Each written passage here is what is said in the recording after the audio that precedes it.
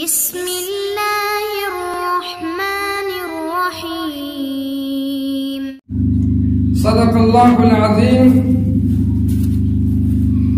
قابل قدر سامعین کرام اور میرے محترم بزرگوں،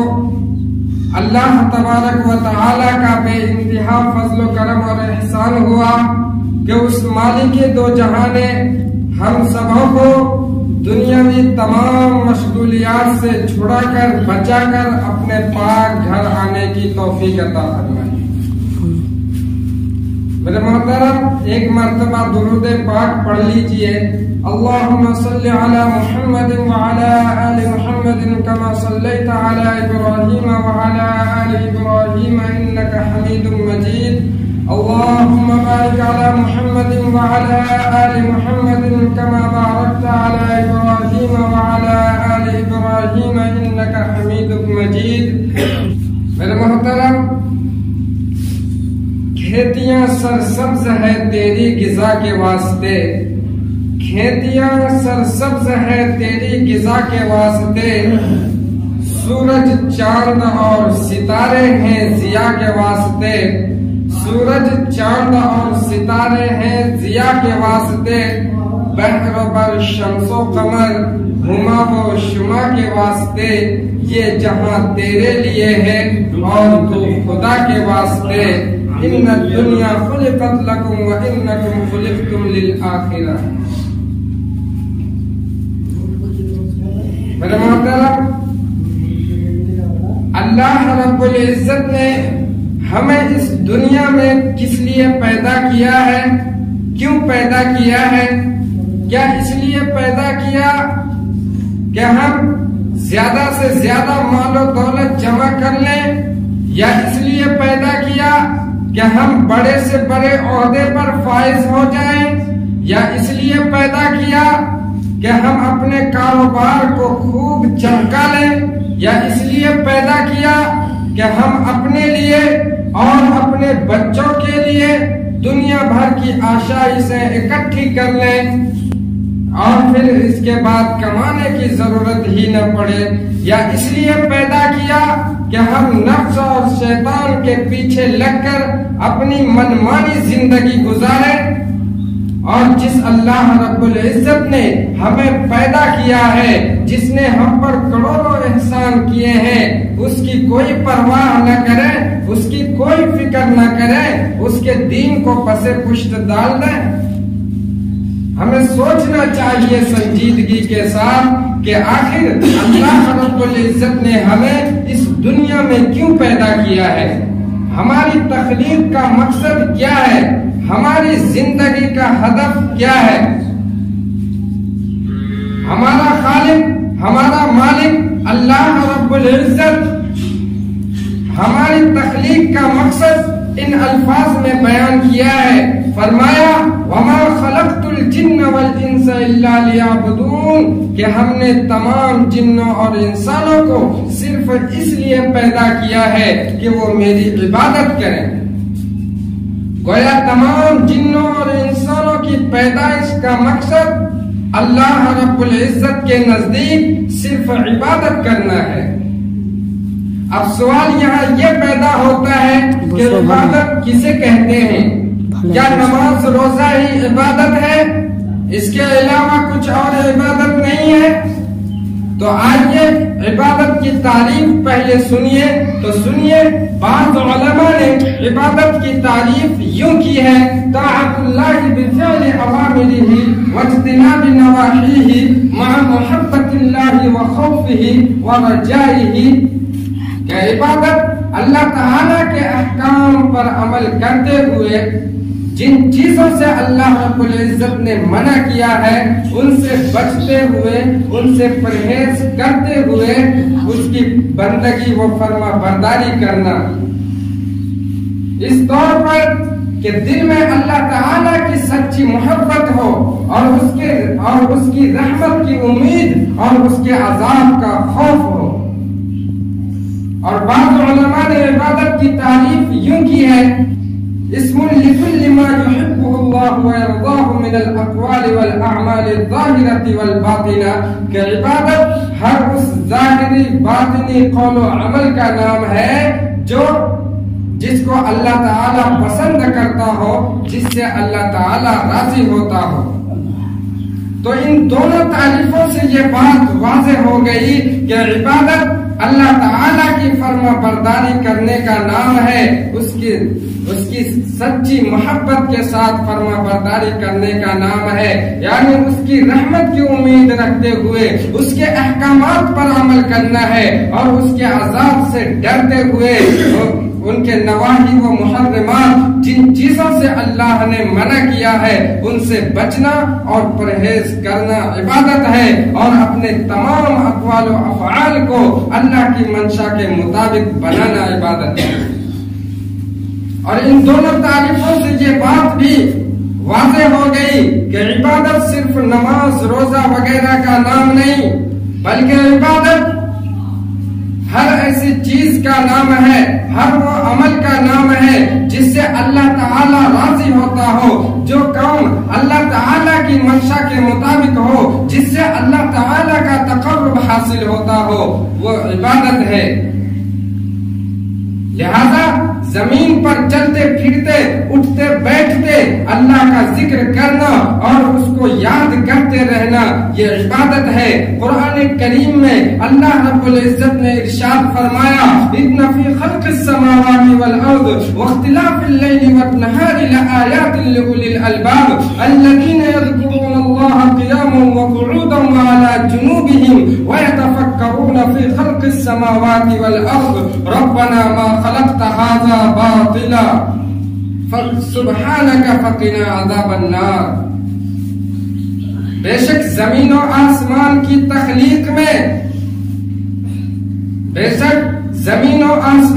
تخلیق میں اور لیل و نہار یعنی دن رات کی گردش میں ان عقل والوں کے لیے بہت سی نشانیاں ہیں جو اٹھتے بیٹھتے اور چلتے پھرتے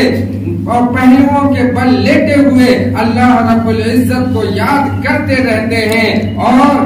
کہتے ہیں ربنا ما خلقت هذا باطلا کہ اے ہمارے پروردگار تو نے ان سب کو بیکار نہیں پیدا کیا، سبحانک فقنا عذاب النار بس تیری ذات پاک ہے اور تو ہمیں جہنم کی آگ سے بچا۔ اور میرے محترم اسی طرح سے زمین کے اوپر چلنا پھرنا، رزق حلال کے لیے جدوجہد کرنا یہ بھی عبادت ہے۔ اللہ رب العزت نے قرآن کریم میں ارشاد فرمایا هو الذی جعل لكم الارض ذلولا فامشوا في مناکبها وکلوا من رزقه والیہ النشور کہ وہی اللہ ہے جس نے زمین کو تمہارے تابع کر دیا ہے، بس تم اس کے اوپر چلو پھرو اور اس کے رزق سے کھاؤ اور تمہیں دوبارہ زندہ ہو کر اسی کے پاس جانا ہے۔ اور دوسری جگہ ارشاد فرمایا فَإِذَا قُضِيَتِ الصَّلَاةُ فَانتَشِرُوا فِي الْأَرْضِ وَابْتَغُوا مِنْ فَضْلِ اللَّهِ وَاذْكُرُوا اللَّهَ كَثِيرًا لَعَلَّكُمْ تُفْلِحُونَ کہ جب تم نماز سے فارغ ہو چکو تو تم اللہ کی زمین میں پھیل جاؤ اور رزق حلال کی تلاش کرو اور اللہ تعالیٰ کا ذکر کثرت سے کرتے رہا کرو تاکہ تم کامیاب ہو جاؤ۔ اور اسی طرح سے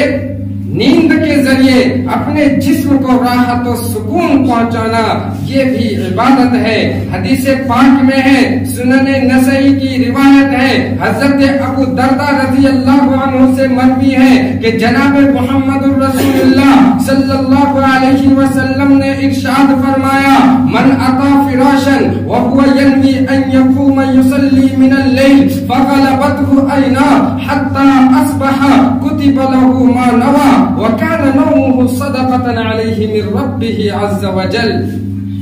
کہ جو شخص رات میں اپنے بستر پر اس نیت سے آئے کہ میں رات کو اٹھ کر نماز پڑھوں گا، نیند اس پر غالب آ گئی یہاں تک کہ اس نے نیند کی حالت میں صبح کر لی تو اس کی نیت کے مطابق اس کے لیے اجر لکھ دیا جاتا ہے اور اس کی نیند اللہ تعالی کی طرف سے اس کے لیے صدقہ ہوتی ہے۔ اسی طرح حضرت معاذ بن جبل رضی اللہ تعالی عنہ کہتے ہیں اما انا فانام واقوم فاحتسب نومتی کما احتسب قومتی، رات کو سوتا بھی ہوں اور رات کو اٹھ بھی جاتا ہوں، جس طرح میں بیدار ہونے کی حالت سے اللہ رب العزت سے اجر و ثواب کا طلبگار ہوتا ہوں، اسی طرح سے میں سونے کی حالت میں بھی اللہ رب العزت سے اجر و ثواب کا طلبگار ہوتا ہوں۔ اسی طرح سے اپنے پیٹ کی بھوک اور پیاس کو ختم کرنا تاکہ یہ جسم اللہ تعالیٰ کی فرائض کو انجام دینے میں تسلسل کے ساتھ کام کرے، یہ بھی عبادت ہے۔ حتیٰ کہ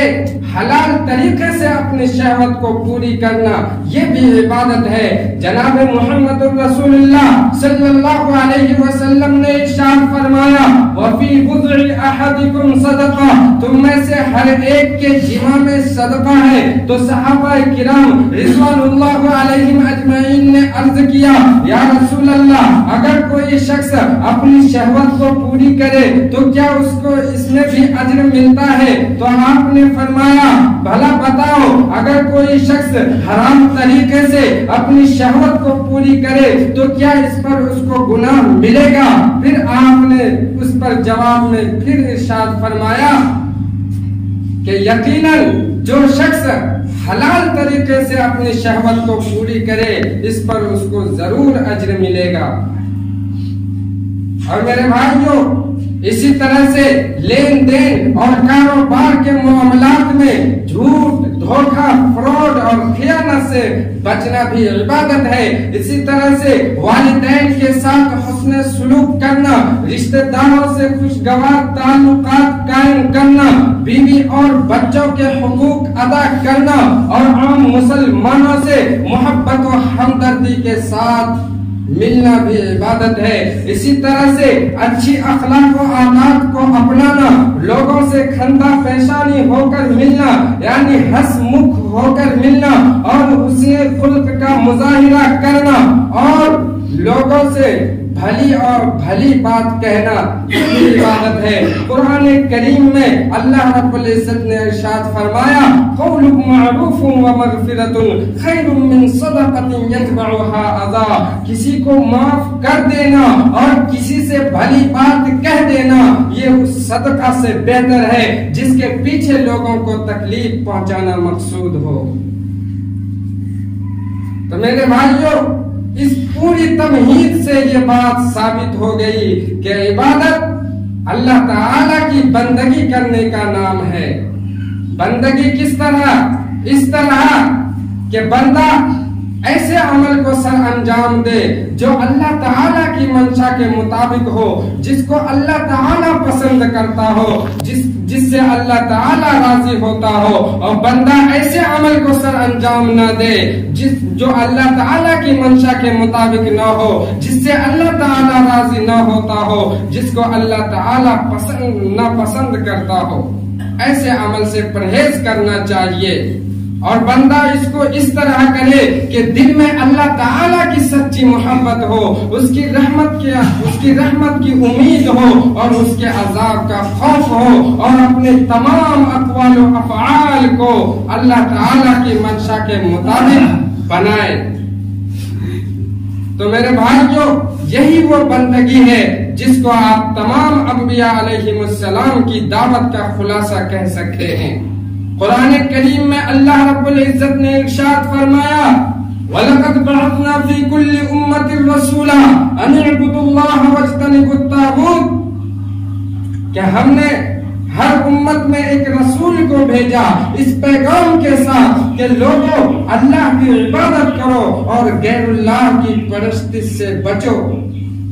اور دوسری جگہ اللہ رب العزت نے ارشاد فرمایا وَمَا أَرْسَلْنَا مِن قَبْلِكَ مِن رَّسُولٍ إِلَّا نُوحِي إِلَيْهِ أَنَّهُ لَا إِلَٰهَ إِلَّا أَنَا فَاعْبُدُونِ، ہم نے آپ سے پہلے بھی جو رسول بھیجا ان کو بھی ہم نے یہی وحی کی کہ اللہ کے سوا کوئی معبود نہیں ہے، لہذا تم لوگ میری ہی عبادت کیا کرو۔ تو میرے بھائیوں، جو شخص اللہ تعالیٰ کی بندگی کرتا ہے تو شیطان اس پر غالب نہیں آ سکتا۔ اللہ رب العزت نے قرآن کریم میں ارشاد فرمایا، ان عبادی لیس لک علیہم سلطان الا من اتبعک من الغاوین، کہ اے ابلیس، ہمارے نیک بندوں میں تمہیں کوئی غلبہ نہیں سوائے ان گمراہ بندوں کے کہ جو تیری پیروی کریں گے، سوائے ان گمراہ لوگوں کے جو تیری پیروی کریں گے۔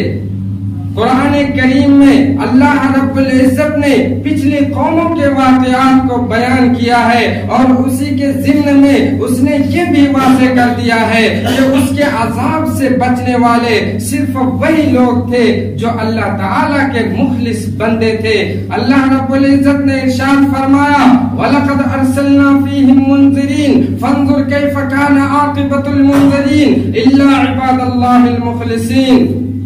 تحقیق کے ان سے پہلے بھی بہت سے لوگ بہک چکے ہیں، حالانکہ ہم نے ان میں ڈرانے والے رسول بھی بھیجے تھے، لہذا آپ دیکھ لیں گے جنہیں ڈرایا گیا اور ان کا انجام کیا ہوا سوائے اللہ کے مخلص بندوں کے۔ اسی طرح حضرت الیاس علیہ السلام کے بارے میں ہے، قرآن کریم میں ارشاد فرمایا، ان الیاس لمن المرسلین اذ قال لقومه الا تتقون اتدعون بعلا وتذرون احسن الخالقین اللہ ربکم ورب آبائکم الاولین فکذبوه فانهم لمحضرون الا عباد اللہ المخلصین۔ کہ الیاس علیہ السلام اللہ کے پیغمبروں میں سے تھے۔ جب انہوں نے اپنی قوم سے کہا کہ تم لوگ اللہ سے ڈرتے نہیں، تم لوگ بعل نامی بت کو پکارتے ہو اور اپنے سب سے بہتر خالق کو چھوڑ دیتے ہو، حالانکہ وہ اللہ تمہارا رب ہے اور تمہارے آباء و اجداد کا رب ہے، تمہارے آباء و اجداد کا رب ہے، لہذا جن لوگوں نے اس کو جھٹلایا ان لوگوں کا انجام جو ہوگا وہ آپ دیکھ لیں گے۔ اسی طرح کفار مکہ کی طرف سے انکار عبودیت کا تذکرہ کرتے ہوئے اللہ رب العزت نے ارشاد فرمایا، وَإِنَّكُمْ لَذَائِقُو الْعَذَابِ الْأَلِيمِ وَمَا تُجْزَوْنَ إِلَّا مَا كُنْتُمْ تَعْمَلُونَ إِلَّا عِبَادَ اللَّهِ الْمُخْلَصِينَ أُولَئِكَ لَهُمْ رِزْقٌ مَّعْلُومٌ فَوَاكِهُ وَهُمْ مُكْرَمُونَ فِي جَنَّاتِ النَّعِيمِ عَلَى سُرُرٍ مُتَقَابِلِينَ يُطَافُ عَلَيْهِم بِكَأْسٍ مِّن مَّعِينٍ بَيْضَاءَ لَذَّةٍ لِّلشَّارِبِينَ لا فيها غول ولا هم عنها ينزفون وعندهم قاصرات الطرف عين كأنهن بيض مكنون۔ یقیناً تمہیں دردناک عذاب چکھنا ہے اور تمہیں تمہارے اعمال کا ہی بدلہ دیا جائے گا، اور ہمیشہ کی باقی رہنے والی روزی انہی کے لیے مقرر ہے جو اللہ کے مخلص بندے تھے۔ وہ آمنے سامنے تختوں پر بیٹھے ہوں گے، انواع و اقسام کے پھل ہمیشہ باقی رہنے والی نعمتوں والی جنت میں معزز، نہایت ہی معزز و مکرم ہوں گے، اور ان کو بہتی ہوئی شراب کا جام پیش کیا جائے گا۔ وہ شراب سفید، اس کا رنگ سفید اور پینے والوں کے لیے لذیذ ہوگی، اور اس شراب کے پینے سے نہ ہی ان کی عقل ماری جائے گی اور نہ ہی ان کا سر چکرائے گا۔ آج اگر ہم دنیا کے شراب کو پی لیں، اس سے کیا ہوتا ہے؟ ہمارا سر چکراتا ہے، دماغ میں تالا لگ جاتا ہے، جس کی وجہ سے ہمیں کچھ پتہ ہی نہیں چلتا۔ آخر ہم جس سے لڑائی نہیں کرنی رہتی ہے اسی سے لڑتے پھرتے جھگڑتے رہ جاتے ہیں۔ لیکن جنت کی شراب میں یہ بات نہیں ہوگی، یہ بات نہیں ہوگی، اس سے عقل نہیں ماری جائے گی اور نہ ہی ان کا سر چکرائے گا، اور ان کے لیے بڑی بڑی آنکھوں والی، نگاہیں نیچی رکھنے والی حوریں ہوں گی جو چھپائے ہوئے انڈوں کی مانند خوبصورت ہوں گی۔ تو ان ساری آیتوں میں اللہ رب العزت نے صرف ان لوگوں کو مستثنیٰ کیا ہے اپنے عذاب سے جو لوگ اللہ تعالیٰ کی انتہائی اخلاص کے ساتھ بندگی کرتے ہیں۔ اور ایک حدیث پاک میں، حدیث قدسی میں ہے کہ اللہ رب العزت نے ان کے لیے فرمایا، اعدت لعبادی الصالحین ما لا عین رأت ولا اذن سمعت ولا خطر على قلب بشر، کہ ہم نے اپنے نیک بندوں کے لیے ایسی نعمتیں تیار کر رکھی ہے کہ جس کے بارے میں نہ کسی کان نے سنا ہے اور جس کو نہ کسی آنکھ نے دیکھا ہے اور جس کے بارے میں نہ کسی دل میں کوئی وہم و گمان گزرا ہے۔ میرے بھائیوں، بندگی ہی ایسی چیز ہے جس کے ذریعہ سے انسان برائی اور بے حیائی کے کاموں سے بچ سکتا ہے۔ اللہ رب العزت نے قرآن کریم میں ارشاد فرمایا وَلَقَدْ هَمَّتْ بِهِ وَهَمَّ بِهَا لَوْلَا أَن رَأَىٰ بُرْهَانَ رَبِّهِ، اور جب زلیخا نے حضرت یوسف علیہ السلام کا قصد کیا تھا تو یوسف علیہ السلام بھی ان کا قصد کر لیتے اگر وہ اپنے رب کی برہان نہ دیکھ لیتے۔ اس طرح سے ہم نے اس کو اس بے حیائی اور برائی کے کاموں سے بچا لیا۔ میرے محترم، دنیا میں آپ جس کے محتاج ہوتے ہیں اس کے آپ غلام بن جاتے ہیں، جس سے آپ بے نیاز ہوتے ہیں اس کے آپ ہم پلہ بن جاتے ہیں، اور جس پر آپ احسان کرتے ہیں اس کے آپ امیر بن جاتے ہیں۔ یہ مخلوق کی نسبت میں ہے، خالق کی نسبت میں ایسا ہرگز نہیں ہے۔ خالق کی نسبت میں یہ ہے کہ جس قدر آپ اللہ کے سامنے عاجزی و انکساری کے ساتھ دامن پھیلائیں گے، جس قدر آپ اس کے سامنے محتاج ہوں گے، اسی قدر آپ ان کے سامنے اسی قدر آپ کا درجہ ان کے سامنے بڑھتا چلا جائے گا، یہاں تک کہ آپ ان کے مقرب بندے بن جائیں گے۔ جب آپ اللہ کے مقرب بندے بن جائیں گے تو اللہ رب العزت آپ کے لیے کافی ہو جائے گا، اور کہ ہر خزانے کی چابی اسی کے پاس ہے، ہر خزانے کا مالک وہی ہے اور ہر خزانے کی چابی اسی کے پاس ہے۔ اللہ نے قرآن کریم میں فرمایا الیس اللہ بکاف عبدہ، کیا میں اپنے بندوں کے لیے کافی نہیں ہوں؟ یعنی جو شخص